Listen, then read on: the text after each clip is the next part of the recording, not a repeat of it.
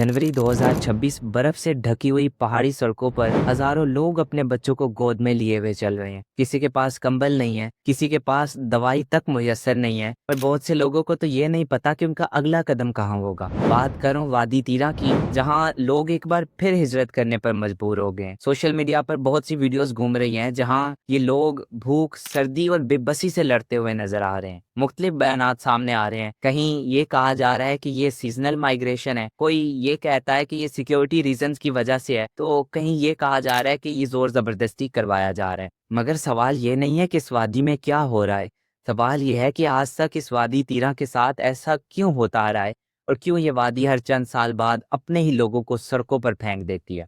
तीरा वैली खैबर पख्तूनख्वा के डिस्ट्रिक्ट खैबर में वाक़या है और इसकी बुलंदी 7000 फुट तक जाती है। और आज शदीद बर्फबारी और सर्दी की वजह से लोग जो हैं वो निचले इलाकों की तरफ जा रहे हैं। लेकिन ये सिर्फ मौसम का मसला नहीं है, ये उस तन्हाई और उस आइसोलेशन का मसला है जो इस वादी ने सदियों से बर्दाश्त की है। 18वीं सदी से पहले तीरा में गैर पश्तून कौम रहती थी, लेकिन वक्त के साथ साथ यहाँ पर अफरीदी और औरकजई कौम ने कब्जा हासिल किया और एक खुद मुख्तार कबायली निज़ाम बनाया जो किसी भी सल्तनत के पूरी तरह कंट्रोल में, कब्जे में नहीं आता था। वादी तीरा शुरू से ही ऐसी जमीन रही है जो बाहर की कुव्वतों के लिए खतरनाक और मुश्किल रही है और यही वजह है कि 1957 में जब ब्रिटिश ने इस वादी पर हमला किया तो उन्हें आगे से मुकाबले का सामना करना पड़ा। 40,000 फौज होने के बावजूद भी कबाइल ने उन्हें बुरी तरह नुकसान पहुंचाया। ये मुहिम तो खत्म हुई, लेकिन ये वादी आज भी इसने मुकम्मल तौर पर अपनी आज़ादी कभी नहीं छोड़ी। 1947 के बाद से तीरा वैली को फाटा का हिस्सा बना दिया गया और यहाँ पर पाकिस्तान का कानून लागू नहीं होता था और डेवलपमेंट जो थी वो ना होने के बराबर थी। आज अगर बात करें तो स्कूल्स, हॉस्पिटल्स और साथ में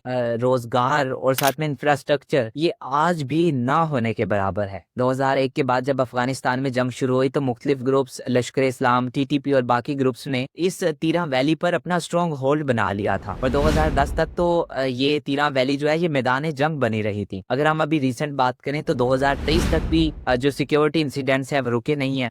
2025 में प्रोटेस्ट हुए थे, लेकिन जो बाद में तशद्दुद में बदल गए। और अगर हम अभी जनवरी 2026 की बात करें तो शदीद बर्फबारी और सिक्योरिटी टेंशंस की वजह से काफी ज्यादा लोगों को जो है ये वादी छोड़नी पड़ी और लोग पिशावर और साथ में कोहाट की तरफ रवाना हो रहे हैं। तकरीबन 95,000 लोग जो हैं वो ये वादी छोड़कर जा रहे हैं, लेकिन रास्ते में रजिस्ट्रेशन और चेक पॉइंट्स ने इनकी मुश्किल को मजीद बढ़ा दिया है। यहाँ सवाल सिर्फ ये नहीं है कि कौन गलत है, बल्कि ये है कि जब एक शहर के तकरीबन 1 लाख लोग जो हैं वो सड़कों पर हों तो इसका जो जिम्मेदार है वो कौन है, इसकी जिम्मेदारी कौन लेगा। ये वादी आज दो रास्तों के दरमियान खड़ी है। एक तरफ बेयकीनी, हिजरत और जंग है, तो दूसरी तरफ एक उम्मीद है और बेहतरीन मुस्तकबिल का ख्वाब है। और ये वादी अभी जो है ये जंग का मरकज तो नहीं रही, लेकिन अभी भी अमन और इंसाफ नहीं दिखा सकी। वादी तीरा की कहानी अभी भी नामुकम्मल है। जब तक यहाँ के लोग एक महफूज और बाइज्जत जिंदगी नहीं जीते, इसकी कहानी लिखी जाती रहेगी।